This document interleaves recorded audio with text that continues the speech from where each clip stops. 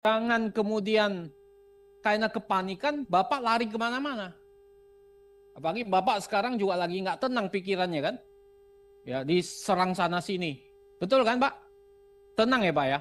Ya. Tapi kalau tenang jangan fitnah sana sini Pak. Jangan fitnah partai kami Pak. Ini nggak bagus Pak. Saya agak senang Pak. Karena sudah lama kita tunggu-tunggu presentasi Bapak. Saya pikir kemarin batal sudah nggak bisa di masa sidang ini. Ternyata Pak Menteri datang. Dalam pemikiran kami, kita pikir Pak Menteri lagi pusing ya, dan ketakutan sehingga nggak bisa datang ke Laker karena dibatalkan mendadak. Ya. Jadi Pak Menteri ada beberapa pertanyaan. Yang pertama adalah paparan capaian. Ini menjadi pertanyaan kami bahwa dari paparan sudah ada 45553 saya lihat di layar tadi. 54,26%. Ya, saya basisnya dari paparan. Tadi saya lihat, saya catat Pak Menteri. Memang kalau dihitung per detik bertambah terus, ya, bertambah terus. Saya mempertanyakan, saya apresiasi Pak, tapi saya mempertanyakan sebetulnya, karena program ini kita dukung Pak, karena ini programnya Presiden, Bapak Presiden Prabowo, kita dukung, ya, dan sudah dituangkan dalam Inpres. Tapi memang dalam implementasi kan banyak yang mempertanyakan Pak. Jadi yang pertama adalah soal efektivitas musyawarah khusus desa yang sudah mencapai 45.000 lebih Pak Menteri. Apa dasar Pak Menteri mengatakan bahwa ini sudah berjalan efektif? Karena apa? Tadi ada satu harian besar di negara ini juga mempertanyakan bahwa banyak yang bertanya dan banyak yang bingung Pak. Sejuta tanya masyarakat. Judulnya itu, sejuta tanya masyarakat. Karena banyak yang datang bingung. Kan Bapak kumpulin ini. Bapak kumpulin, Bapak ngomong-ngomong-ngomong, omon-omon aja, kemudian di situ orang disuruh ngerti. Padahal nanti yang terjadi itu nggak ngerti Pak mereka. Nah kalau hanya Bapak kejar jumlah, kuantitas, bahwa ini sudah 45 ribuan titik desa dan sebagainya tanpa ada pengukuran, bukannya ini mubazir Pak, buang-buang dana anggaran. Nah saya pikir ini juga perlu dikaji. Ini perlu dikaji. Ya. Apakah Pak Menteri sudah tahu bahwa ini berjalan efektif atau tidak? Nah ini poin penting. Ya. Kenapa? Nanti jangan-jangan nanti dasarnya dari hasil musyawarah ini semuanya baik. Apa yang terjadi nanti? Nanti Koperasi Merah Putihnya karena dasarnya nggak bagus, orang tidak tersosialisasi dengan baik, gagal. Jadi hanya jadi Kopdes ini jadi macan ompong saja nanti. Nanti jadi sejenis kelinci percobaan di mana rakyat diuji coba, warga desa diuji coba di sini. Nah ini kalau ini gagal, ya asal muasalnya dari sosialisasi yang gagal. Ya. Karena saya lihat sosialisasinya juga dalam pemberitaan itu tidak detail. Ya, tidak detail, hanya menjelaskan dasar-dasar. Banyak pertanyaan, saya baca di Kompas tadi pagi juga, banyak pertanyaan dari masyarakat. Ini dananya dari mana, digaji atau tidak, kalau lahannya nggak ada atau bagaimana. Banyak yang bingung sebetulnya. Tapi Bapak dengan gagah berani sudah mengatakan bahwa di sini, bahwa ini sudah maju terus 45 ribuan, sebentar lagi 50 ribu. Apa enggak diukur bertahap saja Pak? Ya, supaya tidak menjadi mubazir, tidak menyedot uang rakyat dan sia-sia uang rakyat yang dibuang-buang percuma begini. Ya.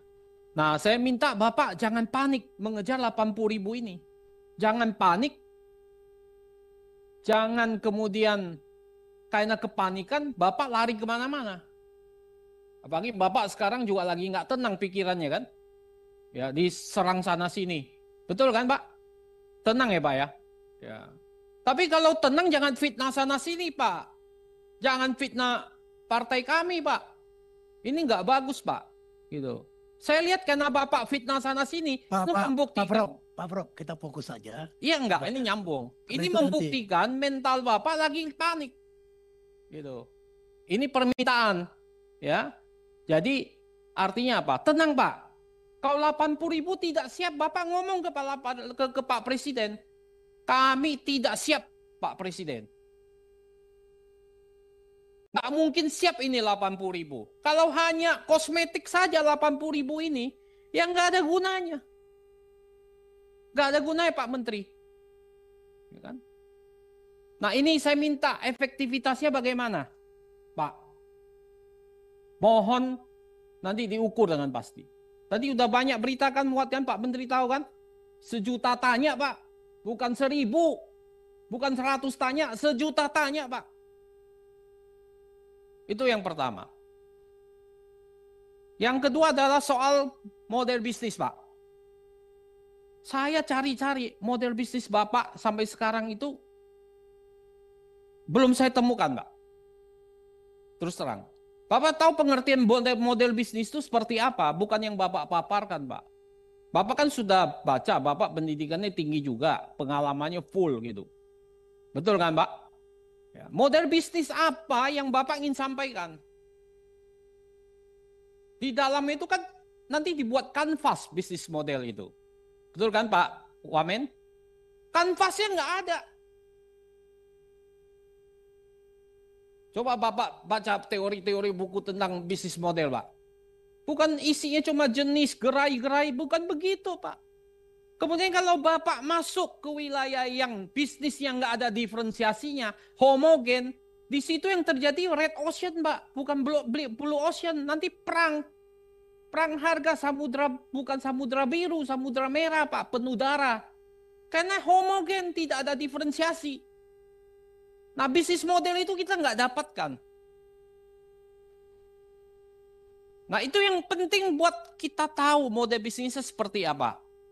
Apalagi Bapak ngomong di berita bahwa ini bisnis model, ini modelnya bisa minimal untung 1 miliar. Dengan apa? Monopoli. Bisnis apa yang sekarang 1 miliar dari 3 miliar dan 5 miliar Pak? 20% Pak. Bapak ini ngomong ke orang yang bukan bisnis, orang bisa percaya. Kau ngomong ke pelaku bisnis sekarang hampir-hampir nggak ada loh bisnis yang 20% Pak. Ini juga harus Bapak clearkan. Bisnis apa yang bisa 20%? Kalau bisnis judol bisa 50% Pak. Judi online. Ini bisnis sembako, gerai klinik. Itu homogen semua Pak, sembako Pak. Bapak tahu dari 25 BUMDes yang paling berhasil dari 25 BUMDes itu ada di bidang apa? 56% itu keuangan Pak.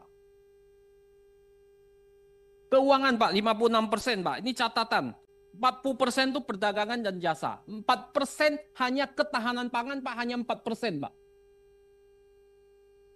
Dari BUMDes. Kita ambil contoh BUMDes saja. Yang bisa bagi hasil BUMDes yang 67.333 BUMDes tidak bisa bagi hasil Pak. 0. Bapak tahu nggak? Nah ini merah putih ini bagaimana?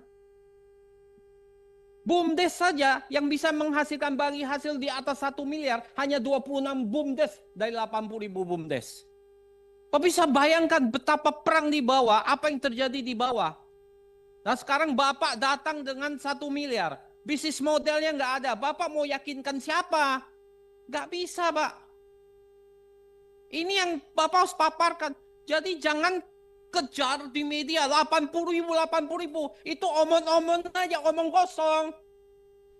Omong kosong Pak itu Pak. Hanya jumlah aja. Kita dukung Pak programnya Pak Presiden Prabowo. Tapi Bapak harus bisa menjaga ini agar jangan sampai merusak nama Presiden Prabowo. Itu penting. Jangan nanti yang gagal Bapak yang kena loh Pak. Menteri Koperasi Budi Ari yang sangat terkenal fenomenal ini sekarang. Nah ini tolong Bapak nanti jelaskan. Yang ketiga adalah soal pertanggungjawaban hukum. Soal penting juga banyak bertanya Pak. Siapa sebetulnya bertanggung jawab? Kalau ini gagal, nanti kan ada channeling juga. Ada plafon. Plafon itu sudah saya cek Pak. Kalau plafon itu base daripada apa? Base daripada requirement daripada bank harus dipenuhi. Gak mungkin dia kasih plafon 3M semuanya dia cairkan. Berapa yang bisa memenuhi plafon 3M itu? Gak gampang Pak. Bapak bikin koperasi yang sudah ada, Bapak jadikan merah putih. Itu juga kalau 3M belum tentu semua bisa dikasih Pak. Sekarang kan kecil-kecil Pak. Itu nggak mudah juga. Channeling, itu bansos, itu uang rakyat Pak. Kalau koperasi yang nggak benar, itu ludes semua uang rakyat kau channeling. Itu BUMN cuma bayar aja. Itu kan kayak bansos, dikasih channeling ke Bank Himbara. Nah ini bagaimana?